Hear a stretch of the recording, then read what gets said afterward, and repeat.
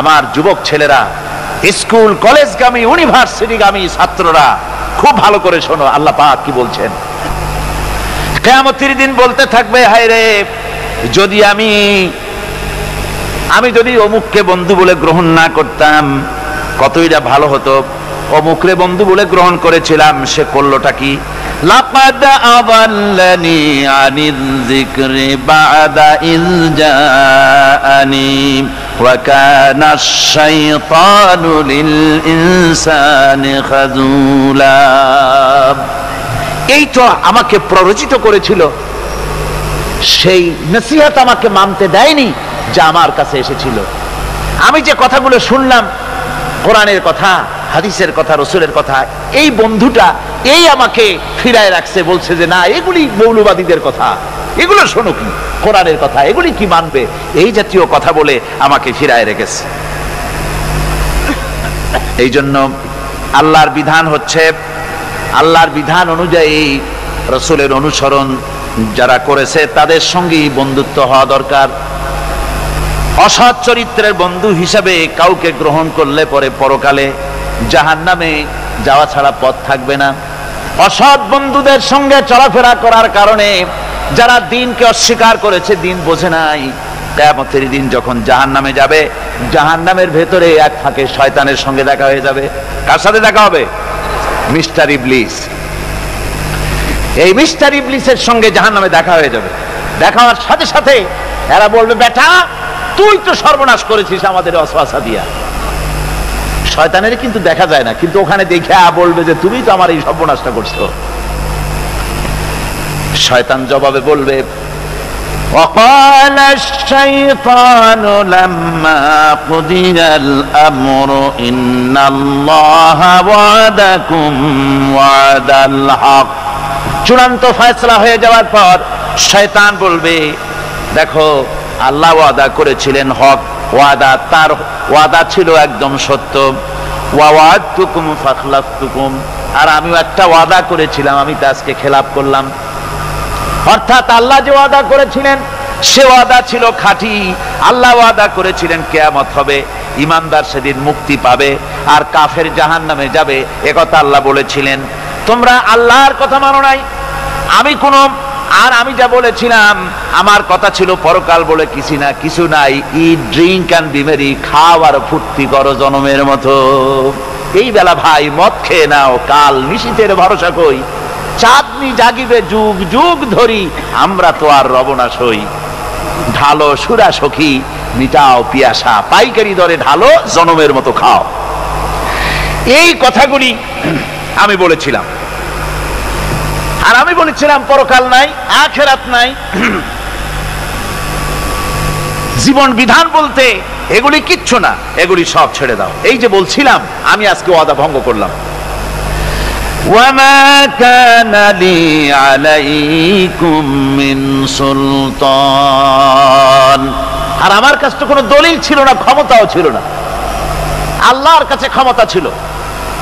আলেমরা কথা বলেছে দলিল দিয়ে, রাসূল কথা বলেছেন দলিল দিয়ে, আর আমার কাছে তো কোনো দলিল ছিল না। আমি একটা বলছি, আমার কাজটা কি ছিল? ইল্লা আন দাউতুকুম ফাস্তাজাবতুম লি, আমি তো শুধু একটা কাজ করেছিলাম, ময়দানে দাঁড়াইয়া, মঞ্চের উপরে দাঁড়িয়ে কতগুলি কবুতর উড়ায় দিয়ে বললাম, ভাইয়ের আমার, বোনের আমার। আর এই ডাকের সাথে পাগলের মতো কোনো কিছু বিবেচনা না করে সব আমার পেছনে দৌড়ালে। কেন দৌড়াইছ? আমি তো বাধ্য করি নাই, আমি তো মাথায় লাঠি মারি নাই। এই জন্য কবি বলতেছেন, क्या हंसी आती है मुझे हजरत इंसान पर, क्या हंसी आती है मुझे हजरत इंसान पर, फेल बद तू खुद करे लानत करे शैतान पर। মানুষের উপরে তার কৃতকার্য দেখে আমার হাসি আসে, খারাপ কাজ করে নিজে আর বদনাম দেয় শয়তান। শয়তান বলবে, দেখো আমি তো কোনো দলিল টলিল কিছুই দেই না, শুধু একটা ডাক দিলাম, আমার পথে আসো, আমি তোমাদের খাইতে দেব, পড়তে দেব, আমার এই পথে আসো, এই বলে দাওয়াত দিলাম, ডাক দিলাম, আর কোন রকম বিবেচনা করা ছাড়াই আমার পিছনে দৌড় দিলে। ফালা তালুমুনি ওয়ালুমু আনফুসাকুম, আজকে আমারে মালামত করো না, আমারে গালাগালি দিল না, দিয়ে কোনো লাভ হবে না। নিজেকে নিজেরা ধিক্কার মারো, নিজের কপালে ঘা দাও আর ধিক্কার মারো। কেন আমার কথা মানছিলা? কোরআনের কথা শোনো নাই কেন?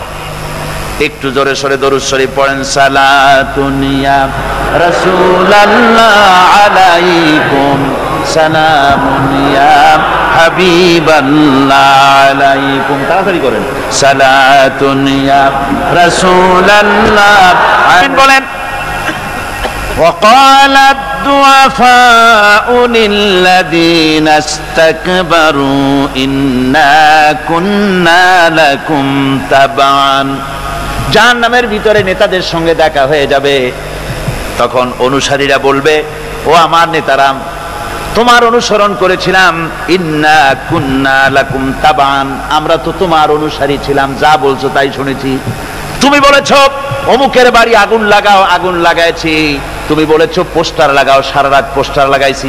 তুমি বলেছো বোমা মারো, স্কুল কলেজ ইউনিভার্সিটিতে সমানে বোমা মারিয়া মিনি ক্যান্টনমেন্ট বানায় দিছি, বড় যুদ্ধক্ষেত্র বানায় দিছি, যা কইছো তাই শুনছি। আজকে এই যে জাহান্নামে আসলাম, ফাহাল আনতুম মুগনুনা আন্না মিন আযাবিল্লাহি মিন শাই। ও নেতা, আজকে কি আল্লাহর আযাব থেকে একটু শাস্তিও কি তুমি কমায় দিতে পারো? তোমার কথা মতোই তো চলছি, তোমার কথা শুনেই তো আজকে জাহান্নামে আসলাম। আমার বন্ধুগণ, নেতা তখন বলবে, ক্বালু লাউ হাদানাল্লাহু লাহাদাইনাকুম সাওয়াউন আলাইনা আজাযিনা আম সাবারনা মা লানা মিন মাহিস। নেতা বলবে, দেখো, নেতারা বলবে, আমি যদি হেদায়েত প্রাপ্ত হতাম আল্লাহর কাছ থেকে, তাহলে তোমাদেরকেও অবশ্যই হেদায়েত করতে পারতাম। আমরা নিজেরাই গোমরাহ ছিলাম, কাজে তোমরাও গোমরাহ হয়েছো। আজকে সবর ইখতিয়ার করো আর আমাদেরকে গালাগালি করো, আর যাই কিছু করো না কেন, আজ তার কোনো উপায় নাই। এই জন্য আমি, যারাই রাজনীতি করেন, যারাই ছাত্র আন্দোলন করেন, সকলকেই বলছি, এই দুনিয়ার জীবনে বন্ধু এবং নেতা নির্বাচনে যদি ভুল করে বসেন, তাহলে কিয়ামতের দিন চরম মূল্য দিতে হবে। কি দিতে হবে? চরম মূল্য দিতে হবে কিয়ামতের মাঠে, যদি নেতা নির্বাচন করতে গিয়ে কোন রকম ভুল করে বসেন। কিয়ামতে যেদিন মানুষের সমস্ত কিছু উন্মোচিত হয়ে যাবে, রহস্যের পর্দা যখন সব সরে যাবে, নিজেদের কৃতকর্ম যখন দেখতে পাবে, তখন তারা নিজেদের অপরাধের মূলে দায়ী ব্যক্তিদেরকে পেয়ে যাবে সামনে, আল্লাহর দরবারে অভিযোগ করবে এই দায়ী ব্যক্তিদের। ওয়াকালু রব্বানা ইন্না আতানা সাদাতানা ওয়া কুবারানা ফাআদাল্লুনাস সাবিলা।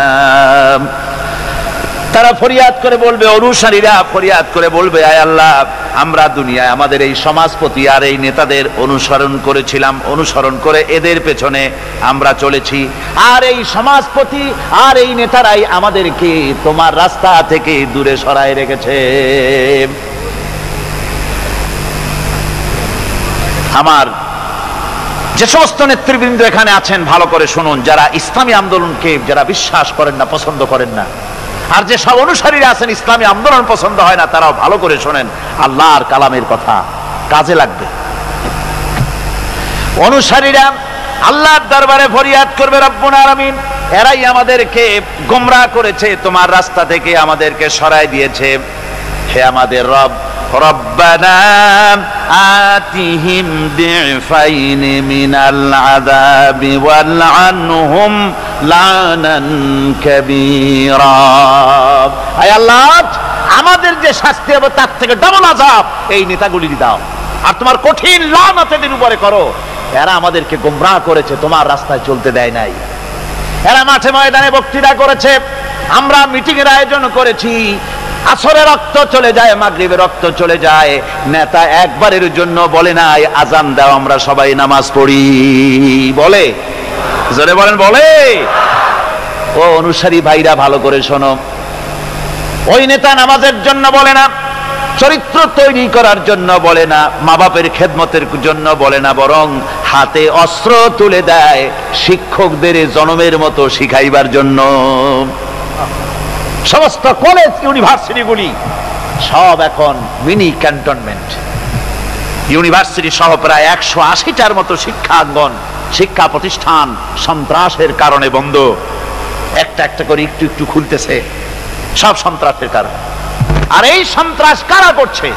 কারা অস্ত্র দিতেছে? ছেলেরা, তোমরা বুঝতে পারো নাই, তোমাদের হাতে কলম শোভা পায়, তোমাদের হাতে বই শোভা পায়।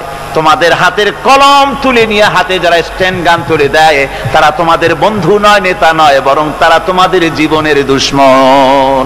এগুলি কি ধরে গান? জীবনের দুশ্মন। ঢাকা বিশ্ববিদ্যালয়, অনেকে গর্ব করে বলেন এটা হলো প্রাচ্যের অক্সফোর্ড। হতে পারে, ছিল একসময়। এখন সেই প্রাচ্যের অক্সফোর্ড এখন হয়েছে ছোট্ট একটি ক্যান্টনমেন্ট। ওই ইউনিভার্সিটির সামনে দিয়া লোকেরা যাতায়াত করতো, আগে আনন্দে বুক ফুলে উঠতো, আমার শ্রেষ্ঠ বিদ্যাপীঠ, এখানেই আমার লেখাপড়া হয়, কত ছেলে এখান থেকে প্রেসিডেন্ট হয়, প্রধানমন্ত্রী হয়, কত কিছু হয়। আর এখন ওই ইউনিভার্সিটির সামনে দিয়ে যাওয়ার সময় মানুষ যখন যায়, যদি রিকশায় থাকে, রিকশা ড্রাইভারকে বলে, বাবা জোরে চালা, বকশিস দেব। আর যদি পায়ে হাঁটে তো দ্রুত গতিতে দৌড় মারে, আর আয়াতুল কুরসি পড়ে বোতাম খুলে জোরে জোরে বুকে ফু মারে, আর বলে যে আল্লাহ এই ছাত্রদের সঙ্গে যেন দেখা না হয়। আমার ভাইজান আল্লামা হযরত মাওলানা সৈয়দ কামালউদ্দিন জাফরি মাদ্দাজিল্লাহুল আলী আমাকে বলছিলেন যে আসলে কোরআনের আয়াত দিয়ে আমাকে বলছিলেন যে ঢাকা বিশ্ববিদ্যালয় এর চতুর্দিকে একটা বড় প্রাচীর তৈরি করা উচিত, যেমন ইয়াজুজ মাজুজের জন্য প্রাচীর তৈরি করা হয়েছিল। কোরআন শরীফে আছে। ইয়াজুজ মাজুজের জ্বালায় যখন এলাকার লোক টিকতে পারে না, তখন জনগণ বলেছিল, ইয়া যাল কারনাইন, আমরা আপনাকে সাহায্য করব, খরচ দেব, সরকারি খরচ আর আমাদের খরচ নিয়ে একটা প্রাচীর করে দেন, যে ইয়াজুজ মাজুজরা যেন বাইরে যেতে না পারে। আজকে অবস্থা কি হয়েছে? পুলিশ পর্যন্ত হয়রান। ওদের মার দেখা পুলিশ বাবারে মা কই দৌড় দেয় আরেক দিকে। সুতরাং আজকে কিয়ামতের দিন এই উপায় থাকবে না। আল্লাহ পাক এখানে অনেক সেলুট পাওয়া যাবে। এখানে দেখেন না, বাঁচলেও সেলুট, আবার যখন মরার পরে রাষ্ট্রপ্রধান মরছে অথবা তার পাশাপাশি কেউ মরছে, কামানবাহী শকটে করে নিয়ে যায় আর্মিরা লেফট রাইট করতে করতে। কামানবাহী শকট নিয়ে যাও কি? ফেরেশতারে ভয় দেখাবার জন্য।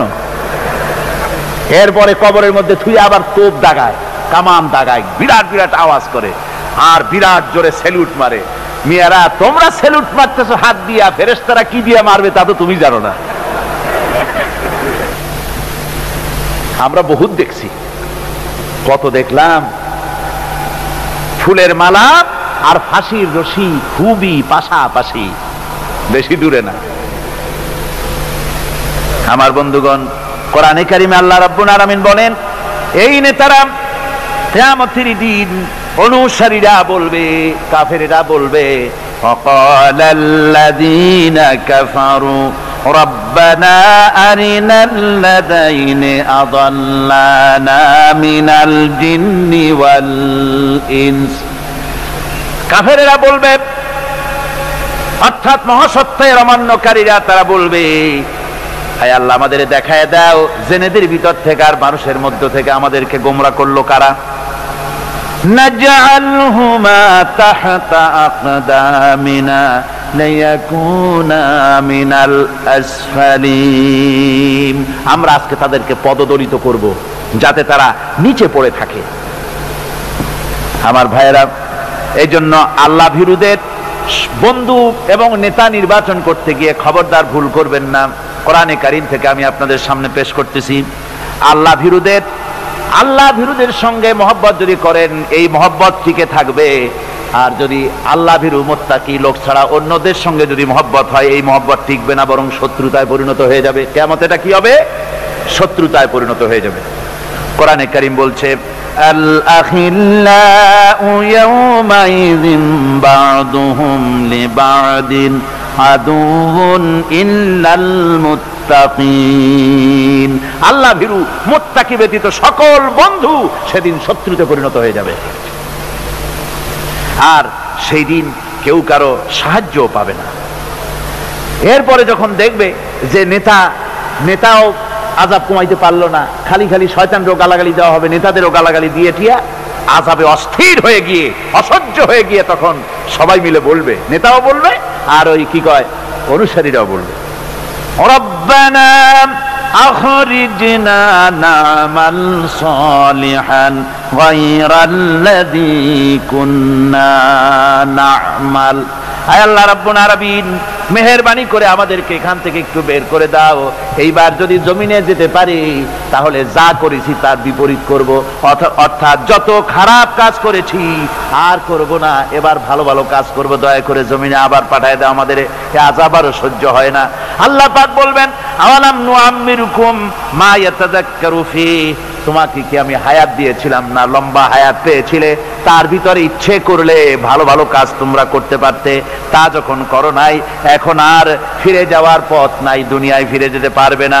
ফাযুকু ফামা লিয-যালিমিনা মিন নাসীর, শাস্তি ভোগ করতে থাকো, তোমাদের কোনো সাহায্যকারী এখানে আর পাবে না, কেউ তোমাদের সাহায্যকারী নাই। আমার ভাইরা, দুনিয়ায় এই শ্রেণীর লোকেরা তারা বাইরের চাকচিক্য দেখে বাতিল পন্থীদেরকে নেতা মানে এবং তাদের বন্ধু হিসাবে গ্রহণ করে থাকে, আর হকপন্থীদেরকে তারা খারাপ এবং নিকৃষ্ট মনে করে, ধর্মান্ধ বলে গাইল দেয়। কি গাইল দেয়? ধর্মান্ধ, ফ্যানাটিক, কঠিন কঠিন শব্দ বলে, কনজারভেটিভ, রিঅ্যাকশনারি। ওরা মনে করে যে মৌলবীরা এগুলো বুঝবে না, কিন্তু আমরা যে বুঝি ওরা আবার তা বুঝে না। ওরা বলে রিঅ্যাকশনারি, আমরা বলি হ্যাঁ আমরা তো রিঅ্যাকশনারি, আমাদের অ্যাকশন আছে বলেই তো রিঅ্যাকশন হয়, তোমাদের অ্যাকশনও নাই, রিঅ্যাকশন নাই। ওরা বলে প্রতিক্রিয়াশীল, অবশ্যই আমরা প্রতিক্রিয়াশীল, ইমানের ক্রিয়া আছে, ইমান বহির্ভূত যা দেখি শরীরের ভিতর আগুন জ্বলে ওঠে। আর তোমরা তো প্যারালাইজড, তোমাদের কোনো অনুভূতি নাই। আর আমাদের গাইল দেয় কয় মৌলবাদী। আমি বহুবার বলেছি যে আমরা মৌলবাদী, হাজার পার মৌলবাদী, একবার না। তোমরা খুঁটির সাথে ঠ্যাং বাঁধাইয়া চিৎকার মেরে মৌলবাদী বলে গাল দাও, ওটা গাল নয়, আমাদের জন্য ওটা নেয়ামত। আমরা মৌলবাদী অর্থাৎ মূলবাদী। আমরা কি বাদী? এখানে মৌলবাদী আছে? কতজন মৌলবাদী দেখি তো?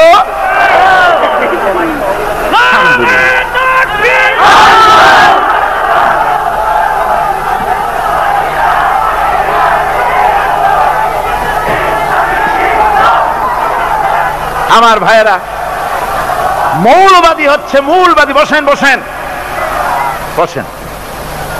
আমরা যখন মিলাদ শরীফ পড়বো, সালাতু সালাম পড়বো, তখন কোমর সোজা করবেন, এর আগে না। বসেন। আমার আলোচনা ছিল লম্বা, কিন্তু আমি তাড়াহুড়ো করতেছি, খুব খাটো করতেছি, কিন্তু এত গুরুত্বপূর্ণ যে কোনটা ছাড়বো আর কোনটা বলবো দিশা করতে পারছি না। আমার বন্ধুগণ, আমরা মূলবাদী। মূলবাদী হচ্ছে যারা মূলে আছে, গোড়ায় আছে। আমরা আছি গোড়ায়। কোরআন হাদিস আর আল্লাহ রসুল হলো মূল। মূল কি? কোরআন হাদিস। মূল হলো আল্লাহ রসুল। মূল কি? আমরা সব মূলবাদী, মূলে আছি। আর আমাদের যারা মৌলবাদী বলে ওরা হলো আগাবাদী। ওরা কি বাদী? আগাবাদী। মূলের জোর বেশি না আগার জোর বেশি? মূলের জোর বেশি। সুতরাং আগায় বসিয়া বেশি নড়াচড়া করো না, চুপচাপ থাকো। বেশি নড়াচড়া করবা, আমরা গোড়া ধরে একটু নাড়া দেবো, ছিটকা গিয়া সেন্ট মার্টিন ছুঁয়ে আরো দূর গিয়া পড়বা। যারা এই সমস্ত দিনদার ইমানদার লোকদেরকে যারা গালি দিল মৌলবাদী বলে, রক্ষণশীল ধর্মান্ধ বলে যারা গালি দিয়েছে, কিয়ামতের দিন তারা নিজেদেরকে তো ভালো মনে করে, আমাদের বলে মৌলবাদী, আর ওরা ভালো ফার্স্ট ক্লাস নাগরিক। ওরা নিজেদেরকে খুব সুপার কোয়ালিটি মনে করে। এখন সুপার কোয়ালিটি মনে করিয়া কিয়ামতে যাবে জাহান্নামে। কোথায় যাবে? এই জাহান্নামে গিয়া জাহান্নামের মারাত্মক পরিণতি দেখে তারপরে এদিক ওদিক তাকাবে, যেগুলারে মৌলবাদী বলে গালা দিয়েছিলাম সেগুলো কই?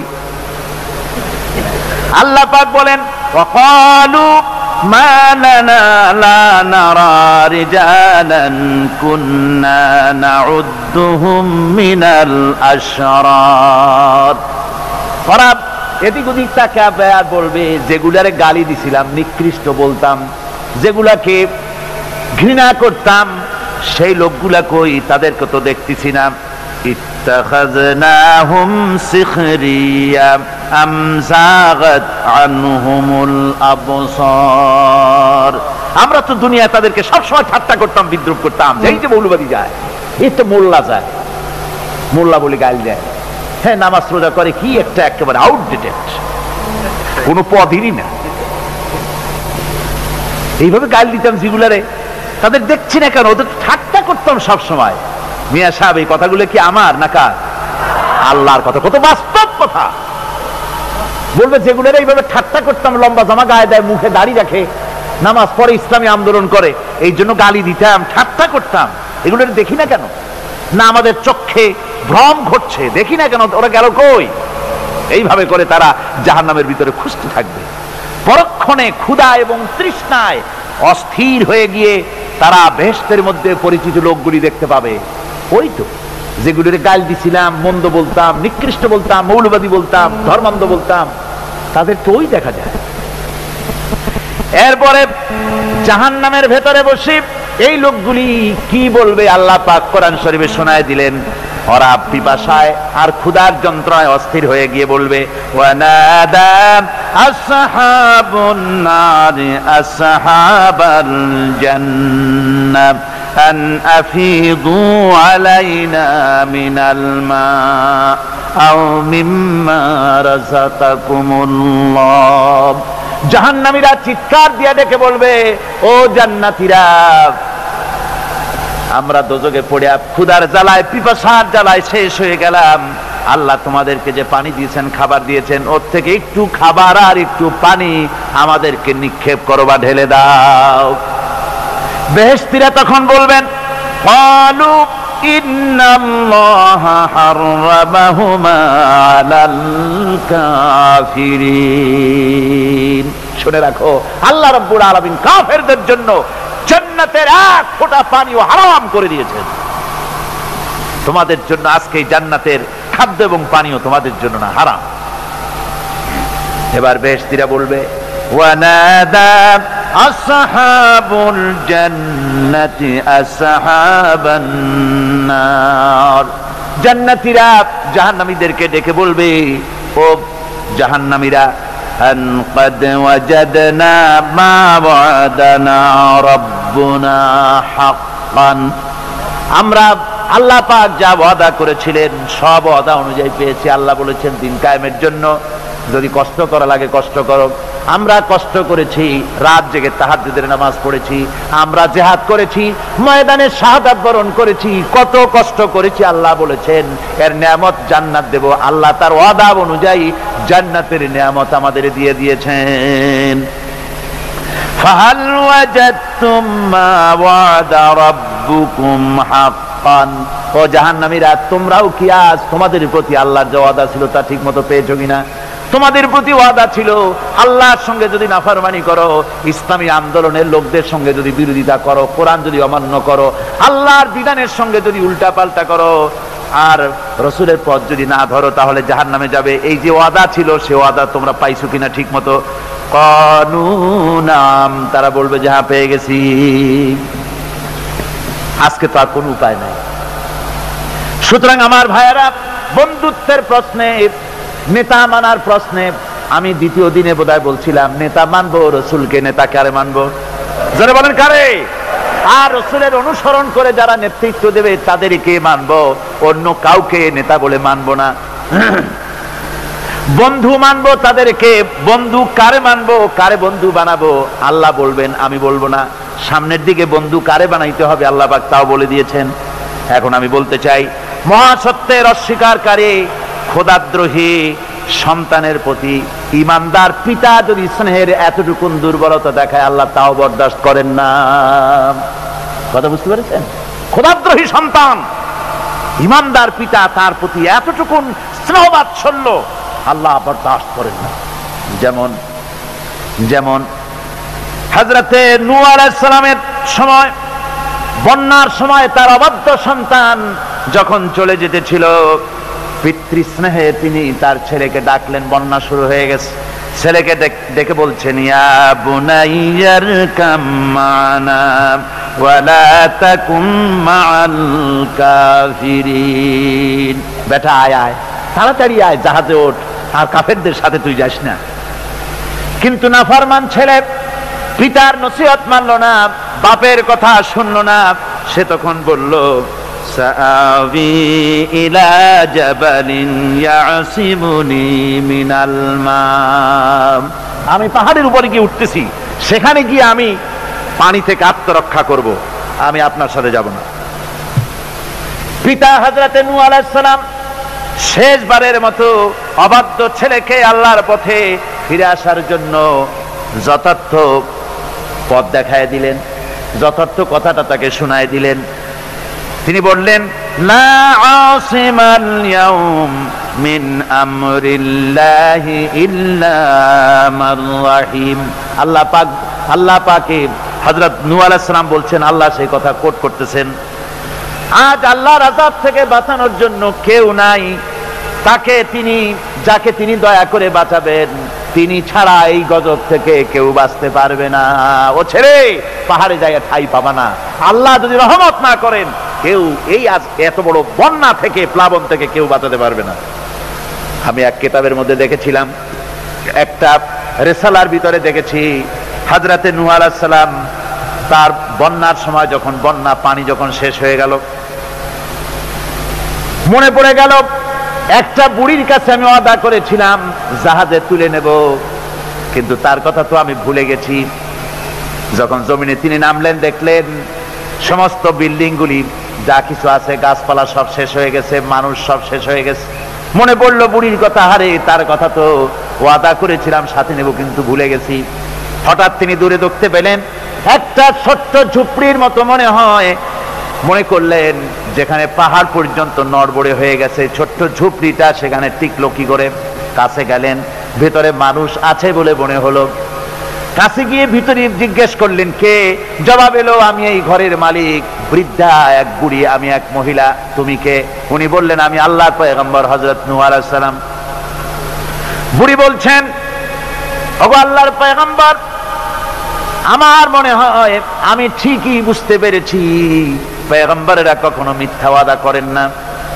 আমার মনে হয় আপনি আমাকে খবর দিতে এসেছেন বন্যা কবে হবে। হযরতে নূহ আলাইহিস সালাম সিজদায় পড়ে আল্লাহু আকবার বলে সিজদায় পড়ে কাঁদতে লাগলেন আর বললেন, রব্বুল আলামিন, সুদীর্ঘ 40 দিনের এই বিরাট প্লাবনে দুনিয়ার সব শেষ হয়ে গেল, প্রাণী জগৎ শেষ হয়ে গেছে, এর ভিতরে বুড়ি কেমনে বেঁচে রইল? তোমার কুদরত বোঝা বড় দুঃসাধ্য। আল্লাহ রাব্বুল আলামিন ডেকে বলেন, হুরে, যখন বিপদ এসেছিল, মুসিবত এসেছিল, তুমি তোমার উম্মতকে ভুলে গেছো। আমি রহমানুর রহিম, আমি আমার বান্দীকে ভুলে যেতে পারি নাই। আমার বন্ধুগণ, আল্লাহ রাব্বুল আলামিন বলছেন, হযরতে নূহ আলাইহিস সালাম বলছেন যে আল্লাহ ছাড়া কেউ বাঁচাইতে পারবে না। এমনি করে ছেলের সঙ্গে যখন কথোপকথন হচ্ছিল, ওয়াহালা বাইনাহুমাল মাউজু ফাকানা মিনাল মুগরাকিন। উভয়ের মধ্যে যখন কথাবার্তা হচ্ছিল, তখন বিরাট এক ঢেউ এসে কেনানকে কোথায় হারিয়ে দিল, শেষ হয়ে গেল। কেনান যখন পানির ভিতরে ডুবে গেল, হযরতে নূহ আলাইহিস সালাম ব্যাকুল হয়ে গেলেন, নিজের সন্তান পানির মধ্যে ডুবতেছে, বাপের মনে কেমনে সহ্য হয়? পিতৃস্নেহে উদ্বেল হয়ে পড়েছেন তিনি তখন বললেন, ওয়ানাদা নূহুর রাব্বাহু ফাকালা ইন্না ইবনি মিন আহলি। নূহ আলাইহিস সালাম চিৎকার মেরে বললেন, আয় আমার রব, আমার পুত্র, সে আমার আহাল, আমার পরিবারভুক্ত। পুত্রের মুক্তির জন্য নূহ আলাইহিস সালামের প্রার্থনা করা, আদৌ বেঠিক ছিল না, সন্তানের জন্য স্নেহের দিক থেকে তা সঠিক হলেও আল্লাহর যে নিয়ম নীতি তা ছিল সেই নিয়মের সম্পূর্ণ পরিপন্থী। আল্লাহ রাব্বুল আলামিন সাথে সাথে জবাব দিয়া দিলেন, ইয়া নূহ ইন্নাহু লাইসা মিন আহলিক ইন্নাহু আমালুন গায়রু সালিহ। আল্লাহ রাব্বুল আলামিন বললেন, ও নূহ, এই ছেলে তোমার ঘরের তোমার আহাল নয়, সে তোমার পরিবারভুক্ত নয়। হযরতে নূহ আলাইহিস সালাম আল্লাহর এই কথা শুনে ভয়তে কেঁপে উঠলেন। নূহ আলাইহিস সালাম বললেন, আয় আল্লাহ, আমি সেই সব প্রার্থনা থেকে তোমার কাছে পানা চাই যে প্রার্থনা সম্পর্কে, যে জিনিস সম্পর্কে আমার নিজের কোনো ইলম নাই। আমি যা করে ফেলেছি, যা বলে ফেলেছি, ইল্লা তাগফিরলি ওয়া তারহামনি আকুম মিনাল খাসিরিন। আয় আল্লাহ, যা আমি করে ফেলেছি, বলে ফেলেছি, তুমি যদি আমাকে মাফ না করে দাও, তুমি যদি আমাকে ক্ষমা না করে দাও, আমার প্রতি যদি রহম না করে, তাহলে আমি ক্ষতিগ্রস্ত হয়ে যাব। আমার ভাইরা, এই জন্য ইসলামে রক্তের সম্পর্ক গৌণ, আর আদর্শের প্রশ্ন হচ্ছে মুখ্য। আদর্শ সবচেয়ে বড়। আপনার ছেলে হতে পারে, কিন্তু আল্লাহর আইনের অবাধ্য হলে সেই ছেলের সঙ্গে স্নেহের সম্পর্ক থাকতে। হযরত আবু বকর সিদ্দিক রাদিয়াল্লাহু তাআলা আনহু বদরের জিহাদের পরে যখন ফিরে এসেছেন, ছেলে আব্দুল্লাহ তখনও কাফের ছিলেন। হযরত আবু বকরকে বলছেন, আব্বাজান, বদরের মাঠে জিহাদের মধ্যে যুদ্ধের ময়দানে কয়েকবার আপনারে পাইছিলাম তরবারির সামনে, কিন্তু আপনি আমার সম্মানিত পিতা, আমি আপনাকে কিছুই বলি নাই। হযরত আবু বকর বলেন, আমার ছেলে, বদরের মাঠে তোমার তরবারির সামনে কয়েকবার আমাকে পেয়েছো, কিছু বলো নাই। আমি আল্লাহর নামে কসম করে বলি, ওই বদরের মাঠে তুমি যদি আবু বকরের চোখের সামনে একবারও পড়ে যেতে, আবু বকরের তরবারি তোমাকে ক্ষমা করে দিত না। যেহেতু আমি মুসলমান আর তুমি কাফের, তোমার সাথে স্নেহের সম্পর্ক হবে তখন যখন তুমি ইসলামের পূর্ণ অনুসারী হবে, আদর্শের অনুসারী হবে। আমার ভাইরা, এই জন্য সূরা তাওবার ভিতরে আল্লাহ রাব্বুল আলামিন বলেছেন, ইয়া আইয়ুহাল্লাযীনা আমানু লা তাত্তাখিযু আবাআকুম ওয়া ইখওয়ানাকুম আউলিয়া ইন ইসতাহাব্বুল কুফরা আলাল ঈমান। ও বিশ্বাসীরা, খবরদার, তোমরা তোমাদের বাপ হোক আর ভাই হোক বন্ধু বলে গ্রহণ করবে না এমত অবস্থায় যখন তারা ইমানের চাইতে কুফরিকে বেশি ভালোবাসে। কথা বুঝতে পেরেছেন? আল্লাহ নিষেধ করছেন, খবরদার, এদেরকে বন্ধু বলে গ্রহণ করো না, বাপ হোক আর ভাই হোক। ইমানের চাইতে কুফরিকে যদি ভালোবাসে, ইসলামের চাইতে সমাজতন্ত্রকে বেশি ভালোবাসে, ইসলামের চাইতে জাতীয়তাবাদকে বেশি ভালোবাসে, ইসলামের চাইতে ধর্মনিরপেক্ষতাবাদকে বেশি ভালোবাসে, ইসলামের তুলনায় মানুষের তৈরি করা মতবাদকে ভালোবাসে, যদি তোমার বাপ হয়, যদি তোমার ছেলেও হয়, যদি ভাই হয়, খবরদার, বন্ধু বলে গ্রহণ করো না। যদি তা করো, ওয়ামান ইয়াতাওয়াল্লাহুম মিনকুম ফাউলাইকা হুমুজ জালিমুন। যদি তা করো, তাহলে তোমরা এভাবে এদেরকে যদি বন্ধু বলে গ্রহণ করো, তাহলে তোমরা জালিম হবে, জালিমের অন্তর্ভুক্ত হয়ে যাবে। এখন আসল বন্ধু কারে বানাবো, সে কথা কার কাছ থেকে জানবো? আল্লাহর কাছ থেকে। কার কাছ থেকে? আল্লাহ রাব্বুল আলামিন বলেন, শোনো আসল বন্ধুকে, আল্লাহু ওয়ালিয়্যুল্লাযীনা আমানু ইউখরিজুহুম মিনাজ যুলুমাতি ইলান নূর। আল্লাহ হচ্ছেন মুমিনদের বন্ধু। আল্লাহ মুমিনদের কি? আল্লাহই হচ্ছেন মুমিনদের বন্ধু। তিনি অন্ধকার থেকে মানুষগুলিকে আলোর দিকে নিয়ে আসেন। আমার ভাইয়েরা, প্রকৃতপক্ষে মানব জাতির বন্ধুর পরিচয় আল্লাহ পাক এভাবে দিয়ে দিচ্ছেন, ইন্নামা ওয়ালিয়্যুকুমুল্লাহু ওয়া রাসূলুহু ওয়াল্লাযীনা আমানু আল্লাযীনা ইউকিমুনাস সালাতা ওয়া ইউতুনাজ যাকাতা ওয়া হুম রাকিউন।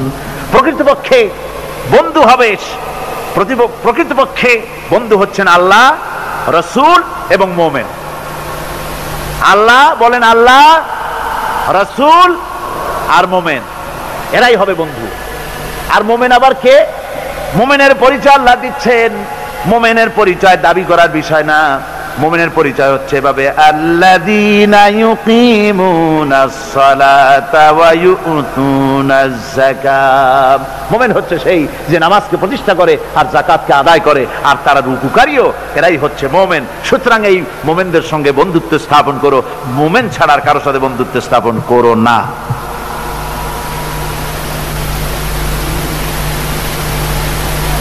আল্লাহ পাক এবার বলছেন কিয়ামতের দিন, ওয়াকালার রাসূলু ইয়া রাব্বি ইন্না কওমি ইত্তাখাযু হাযাল কুরআনা মাহজুরা। কিয়ামতের দিন আল্লাহর হাবিব তিনি মামলা দায়ের করবেন। চিন্তা করেন, কিয়ামতের দিন আল্লাহর কোর্টে, কার কোর্ট? আল্লাহর কোর্টে মামলা দায়ের করবেন কে? কে করবেন? রাসূল পাক সাল্লাল্লাহু আলাইহি ওয়াসাল্লাম। তার নামে দরুদ পড়েন, সাল্লাল্লাহু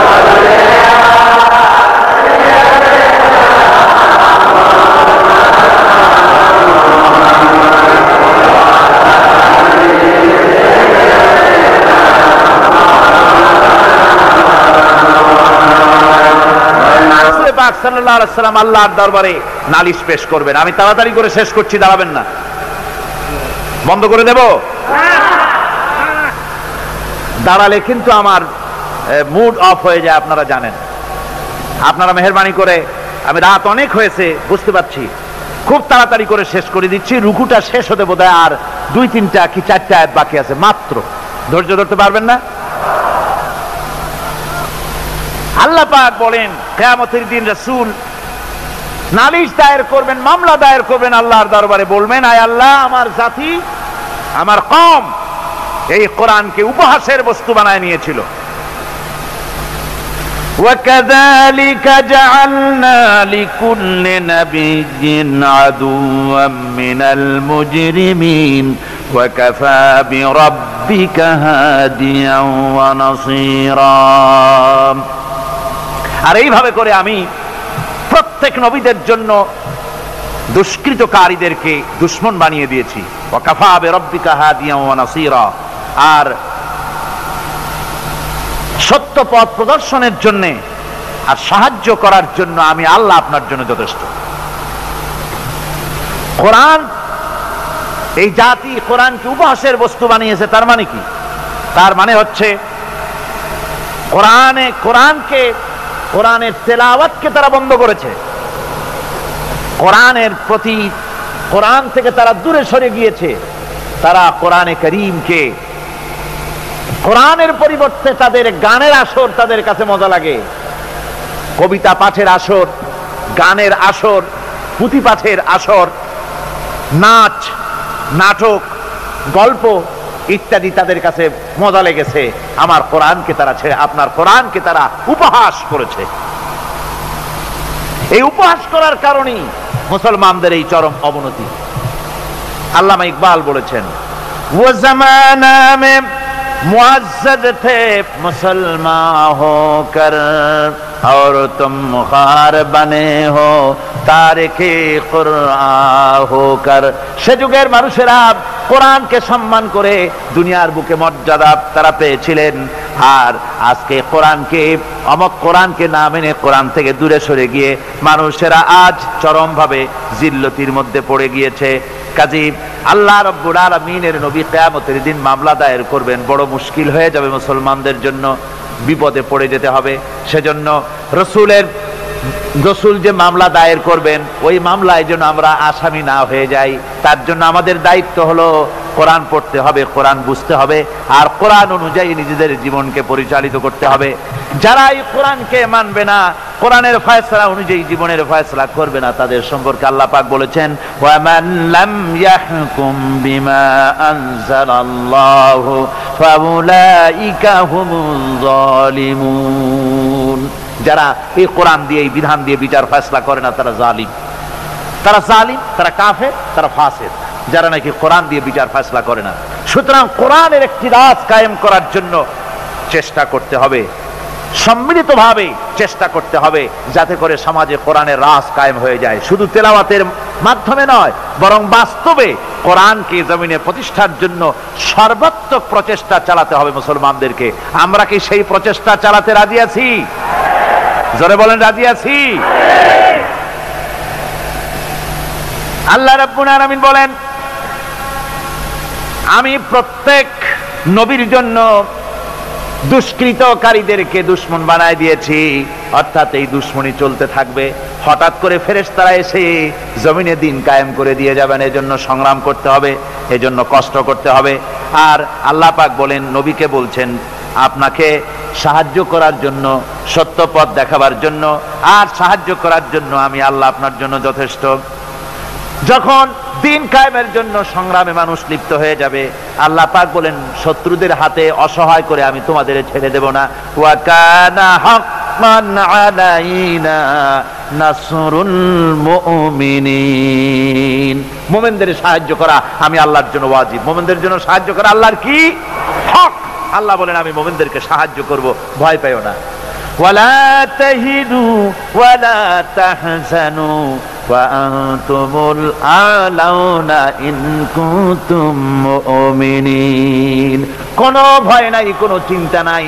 যদি মুমিন হও আমি আল্লাহ তোমাদেরকে বিজয়ী করব। মুমিন হওয়া লাগবে। আর যদি মুমিন না হও তাহলে বার্মার মতো কাফেরের দেশ ভয় দেখাবে, ভয়ের চোটে চিত হয়ে পড়বা। বুঝলেন? ঈমান যদি থাকে, ঈমানের মজবুতি যদি থাকে, তাহলে মুসলমান লড়াই করে এসেছে, ইতিহাস দেখিয়ে এসেছে। সামান্য কয়েকজন মুসলমান, আল্লাহ বলেছেন 10 জন যদি হও 100-র উপরে আমি তোমাদেরকে জয়যুক্ত করব। সুবহানাল্লাহ। মুত্তাকি হতে হবে, সাবের হতে হবে। মুসলমান হলে তার তো ভয়ের কিছু নাই। সে লড়াই করে অস্ত্রের জোরে নয়, জনবলের সৈন্যদের শক্তির জোরে নয়, সে লড়াই করে আল্লাহ রহমতের উপরে ভরসা করে, ইমানের জোরে। কিসের জোরে? ইমানের জোরে। এই জন্য মুসলমানদের সাথে যারাই লড়াই করতে এসছে, মার খাইয়া পলাইয়া কুল পায় নাই, মহাবীর দুর্বল সিংহের মতো পলাইছে। তাদের তার কারণ কি? যে ওদের চিন্তা হলো যে যদি মরি তো জাহান্নাম ছাড়া পথ নাই। আর মুসলমান সে মনে করছে যদি বাঁচি তো গাজী, আর যদি মরি শহীদ হয়ে যাবো, জান্নাতে চলে যাব। কোথায় চলে যাব? জান্নাতে চলে যাব। আমার ভাইয়েরা, এজন্য বিশ্বকবি, কবি সম্রাট আল্লামা ইকবাল বলেছেন, বাতিল সে দবনে ওয়ালে আয়ে আসমান হি হাম, বাতিল সে দবনে ওয়ালে আয়ে আসমান হি হাম, सोबर कर चुका है तू इम्तिहान हमारा। বাতিলের সামনে মাথা নত করার জাত আমরা না। আকাশ সাক্ষী, জমিন সাক্ষী, এ পৃথিবী সাক্ষী। মুসলমানেরা কখনো, ইমানদার মুসলমানেরা কখন মাথা, কোন সময় তারা মাথা নত করে না। তারা সেই বীর জাতি।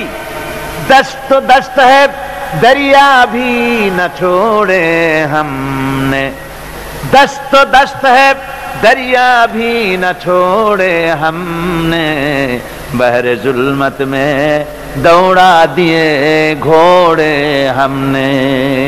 আমরা সেই জাতি, প্রান্তর তো প্রান্তর। শ্রাবণের খরস্রোতা উত্তাল তরঙ্গমালা নদীর উপর থেকে ঘোড়া দাবড়িয়ে আমি নদীর অপর পারে ইসলামের পতাকা উড্ডীন করেছি, আমি সেই মুসলমান।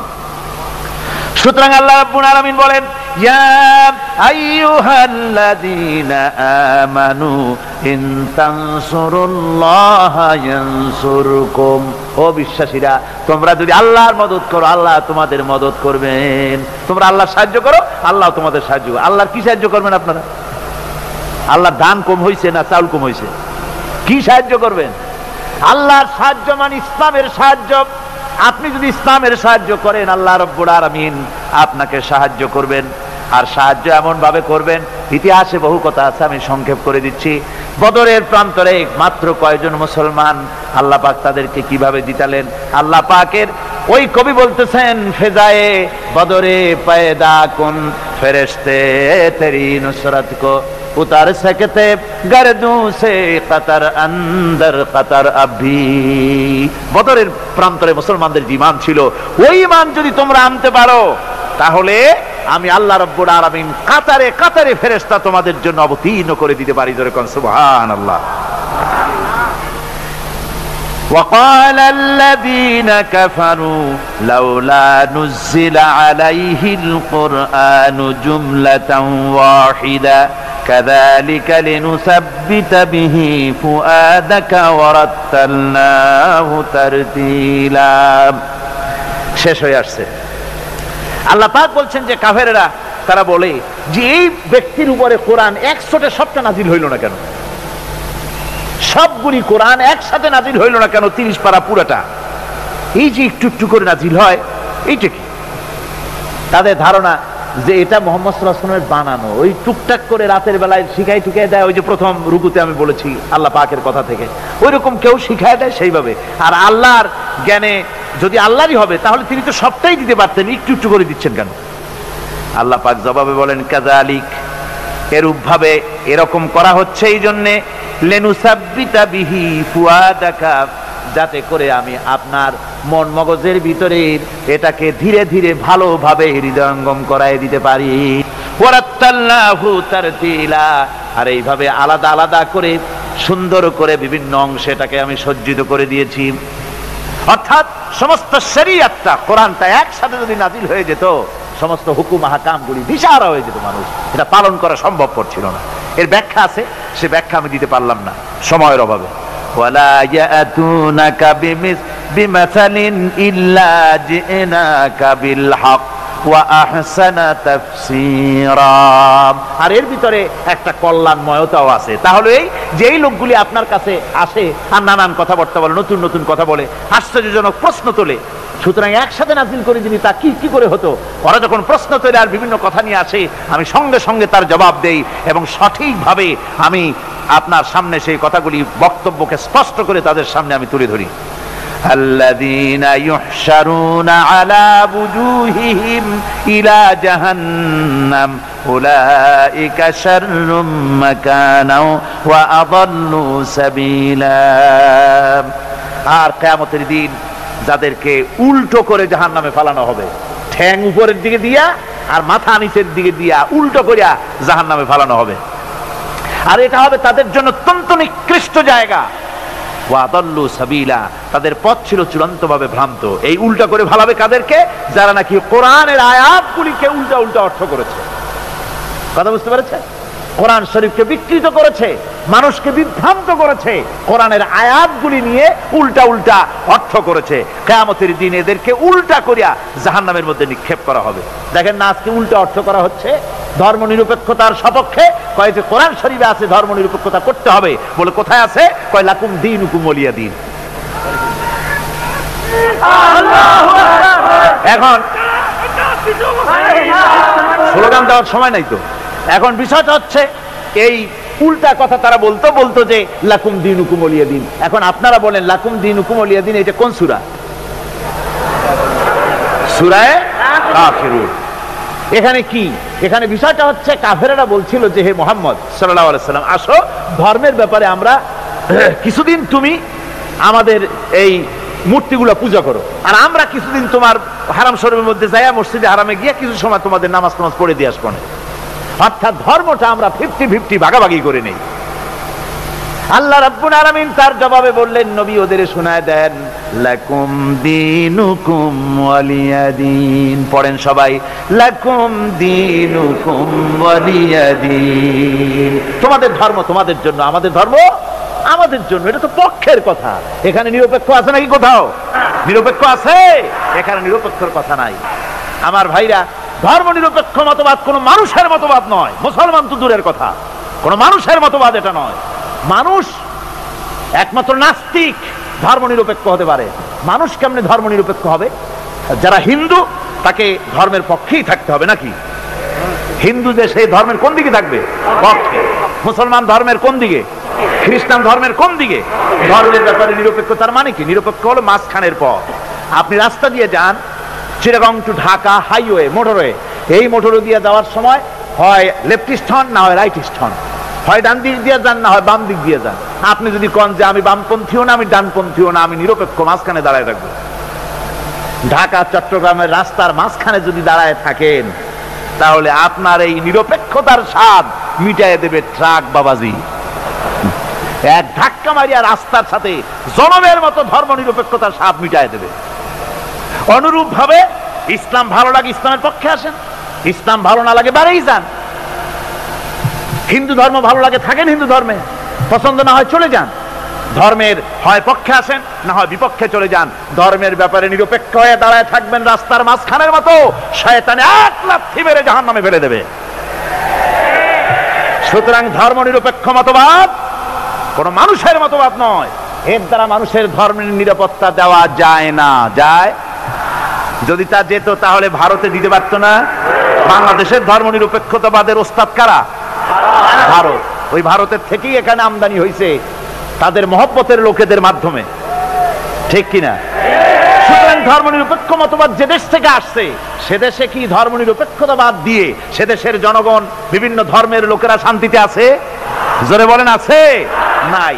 হরিজনেরা নানান নির্যাতনের মধ্যে আছে, মুসলমান সংখ্যালঘুরা চরম নির্যাতনে আছে, ঠিক কিনা কর? চরম নির্যাতনে মুসলমানদেরকে হত্যা করা হচ্ছে, মুসলমান মারা হচ্ছে, মুসলমানদের মসজিদকে ধ্বংস করা হচ্ছে।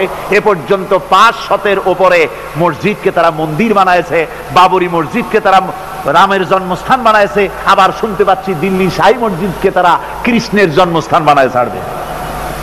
এই হলো ধর্ম নিরপেক্ষ মতবাদ। আমার বন্ধুগণ, কই আমরা তো আমাদের দেশের একটা মন্দিরও আজ পর্যন্ত মসজিদ বানাই নেই। বানাইছি নাকি? বলেন বানাইছি? একটা মন্দির মসজিদ বানানো হয়েছে এর কোন নমুনা আছে? তার কারণ কি? তার কারণ আমরা মুসলমান, ধর্ম নিরপেক্ষ মতবাদে বিশ্বাস করি না, মানি না। আমরা মুসলমান, তাই আমার দেশে পরধর্মের লোকেরা সবচাইতে আরামে আছে, শান্তিতে আছে, ঠিক কিনা? ধরে বলেন ঠিক কিনা? ওরা বলে কোরআন শরীফে আছে ধর্ম নিরপেক্ষতাবাদ, এর দলিল আছে। কি দলিল আছে? আরো একটা তো লাকুম দিনুকুম ওয়ালিয়াদিন দিয়ে ফেলাইছেন, আর একটা কি? আর একটা আছে লা ইকরাহা ফিদ্দীন, এইটা বলে বুখারী শরীফে আছে। লা ইকরাহা ফিদ্দীন অর্থাৎ দিনের ব্যাপারে কোনো বাড়াবাড়ি নাই। এই দিনের ব্যাপারে বাড়াবাড়ি নাই এই কথাটা আপনার অমুসলমানদের জন্য, অর্থাৎ কোন অমুসলমানকে ভয় দেখাইয়া, প্রলোভন দেখাইয়া, পয়সা দিয়া কোন ক্রমে বাধ্য করে তাদেরকে ইসলাম কবুল করানো যাবে না। এটা হলো লা ইকরাহা ফিদ্দীন। এর দ্বারা ধর্ম নিরপেক্ষতার দলিল কোথায় পেলেন? এর দ্বারা তো ধর্ম নিরপেক্ষতার দলিল হয় না। মুসলমান যে ব্যক্তি তাকে ধর্ম মানতেই হবে। আপনি কথা বলতে পারবেন না ধর্ম আমার নিজের ব্যাপার, ইচ্ছা মানবো না হয় না মানবো। এই কি কয়, নামাজ ইচ্ছা পড়বো না হয় না পড়বো, পর্দা ইচ্ছা করবো না হয় না করবো। বাবাজি, এটা মামু বাড়ির বারান্দা না যে আপনি সবরি গলা চাপাবেন সেখানে বসে। মুসলমান যখন হয়েছেন নামাজ পড়তেই হবে, পর্দা করতেই হবে, দিন প্রতিষ্ঠা করতেই হবে। ধর্ম নিরপেক্ষ মতবাদ কোন মুসলমান কবুল করতে পারে না। এ ব্যাপারে সতর্ক হতে হবে আপনাদেরকে। যারা এই ধর্ম নিরপেক্ষতাবাদের উল্টা উল্টা কোরআনের অর্থ করে, আল্লাহ বলেন কিয়ামতের দিন উল্টা করে জাহান্নামে ফেলাই দেব। কিভাবে ফেলাইবে আল্লাহ? আল্লাহ রাব্বুল আলামিন বলছেন ইউহশারুনা আলা বুজুহিহিম ইলা জাহান্নাম। কোরআনে কারীমকে যারা উল্টা অর্থ করে, আয়াত নিয়ে নিজেদের স্বার্থে ব্যবহার করে, মাথা নিচের দিকে দিয়া ঠ্যাং উপরের দিকে দিয়া জাহান্নামে ভালায় দেব। সেই জাহান্নামে কিয়ামতের দিন তাদেরকে থাকতে হবে এবং সেটা হবে তাদের জন্য কঠিন জায়গা, আর তারা আসলেই চূড়ান্ত ভাবে বিভ্রান্ত। আসুন রাসূল পাক বালাগাল উলা বিকামালিহি কাশাফাদ দুজা বিজামালিহি হাসুনাত জামিউ খাসালিহি সাল্লু আলাইহি ওয়া আলিহি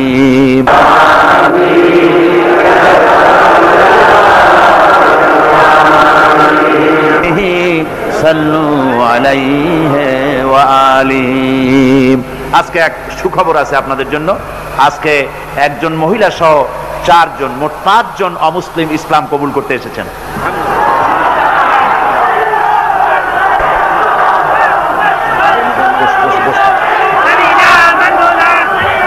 4 জন নিয়েছে।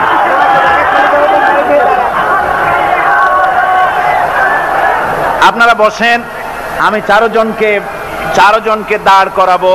মোট 5 জন, তো কথা বলবেন না। মোট 5 জন। একজন মহিলা পর্দার আড়ালে থেকে তিনি মুসলমান হবেন, আর বাকি 4 জন পুরুষকে আমি দাঁড় করিয়ে আপনাদেরকে দেখাবো। আপনারা নিজেরা দাঁড়াবেন না, সবাই বসেন। এনাদের পরিচয় আমি দিচ্ছি। একজনের নাম হচ্ছে উত্তর কুমার, উত্তম কুমার দাস, বাড়ি হচ্ছে সেনবাগ, নোয়াখালী। বর্তমান সে নিজের নাম পছন্দ করেছে ওমর ফারুক। আরেকজন নাম হচ্ছে রমণী দে, পিতার নাম হচ্ছে ক্ষীরত কুমার দে, বাড়ি মহেশখালী, চন্দনপুর, বেলগাঁও। বর্তমান নাম কি তা তো লেখেন নেই উনি। ও, বর্তমান নাম পছন্দ করেছে মোহাম্মদ আব্দুল্লাহ।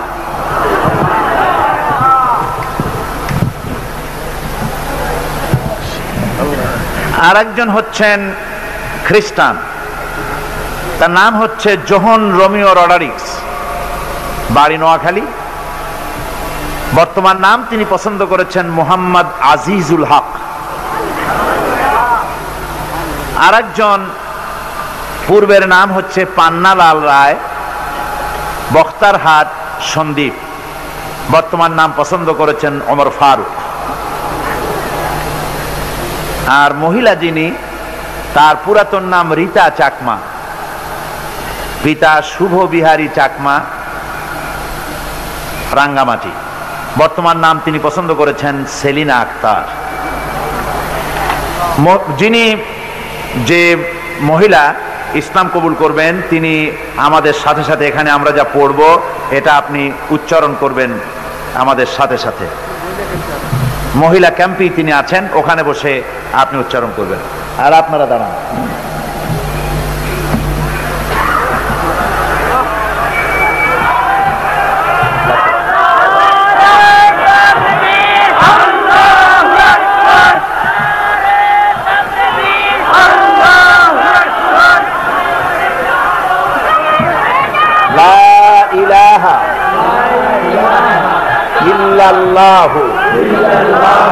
মুহাম্মাদুর রাসূলুল্লাহ। আল্লাহ ছাড়া কোন ইলাহ নাই, মাবুদ নাই, উপাস্য নাই। মুহাম্মদ সাল্লাল্লাহু আলাইহি ওয়াসাল্লাম আল্লাহর প্রেরিত রাসূল। আশহাদু আল্লা ইলাহা ইল্লাল্লাহু ওয়াহদাহু লা শারীকা লাহু ওয়া আশহাদু আন্না মুহাম্মাদান আবদুহু ওয়া রাসূলুহু। আমি সাক্ষ্য দিচ্ছি আল্লাহ ছাড়া কোনো ইলাহ নাই, উপাস্য নাই, মাবুদ নাই। তিনি এক, একক, নিরঙ্কুশ, তার কোনো অংশীদার নাই। আমি আরো সাক্ষ্য দিচ্ছি মুহাম্মদ সাল্লাল্লাহু আলাইহি ওয়াসাল্লাম আল্লাহর প্রেরিত রাসূল। সালাম দেন সকলকে। আসসালামু আলাইকুম। আমি এখন, ওনারা তো এক মুহূর্ত আগেও মুশরিক ছিলেন, এক মুহূর্ত আগ পর্যন্ত মুশরিক ছিলেন, এখন ওনারা আমাদের দ্বীনি ভাই। ওনাদের সঙ্গে আমাদের সম্পর্ক কি? ওনারা আমাদের দ্বীনি ভাই। সুতরাং ইসলামের এই অঙ্গনে, এই পবিত্র অঙ্গনে ওনারা প্রবেশ করলেন। ওনাদের জীবনে শিরক এবং যত রকমের গুনাহ করেছেন, রাসূল পাক সাল্লাল্লাহু আলাইহি ওয়াসাল্লাম বলেছেন যে কলেমা পড়ার সাথে সাথে জীবনের সমস্ত গুনাহ খাতাকে আল্লাহ পাক মাফ করে দিয়েছেন। একটা বাচ্চা তার মায়ের পেট থেকে যেমন মাসুম হয়ে পৃথিবীতে আগমন করে, নিষ্পাপ বেগুনা মাসুম হয়ে যেমন আসে, এই চারটি লোক আর ঘরের ভেতরে আমাদের যে বোন ইসলাম কবুল করলেন, এনারা নবজাতক সন্তানের মতো বেগুনা এবং মাসুম আল্লাহ পাক এখন করে দিয়েছেন। আমি এখন এই বিশাল জনতার পক্ষ থেকে এই মাসুম আল্লাহর বান্দাদেরকে, ইসলামে ওনারা নতুন এসেছেন তাই আলিঙ্গন করে ওনাদেরকে সম্মানিত করছি।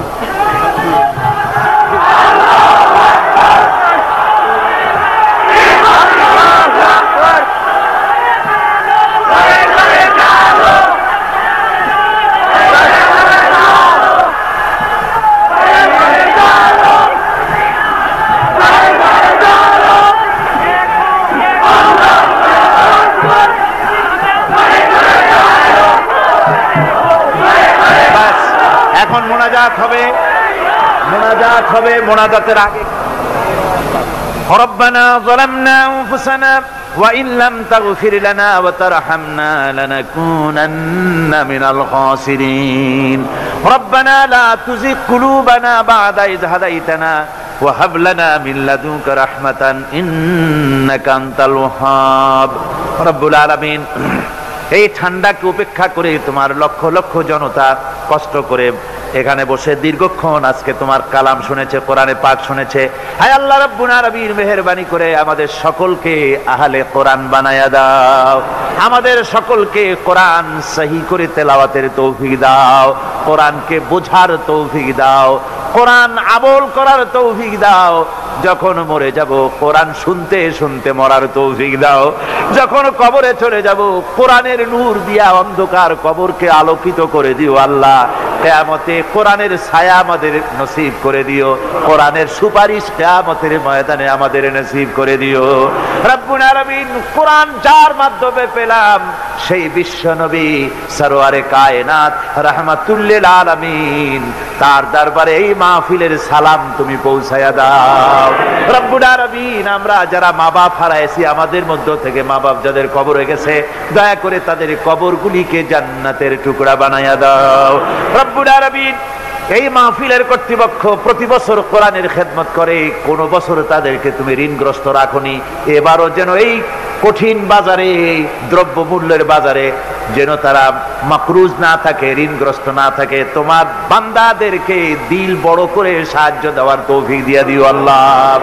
রব্বুল আলামিন, আজকে যে ভাইরা শিরক থেকে মুক্ত হয়ে তাওহীদের আশ্রয় গ্রহণ করলো, আমাদের এক বোন আর 4 ভাই ইসলাম কবুল করলেন, আল্লাহ তুমি দয়া করে মেহেরবানি করে বাকি জীবনটা দ্বীনের উপরে চলার তৌফিক দান করে দিও।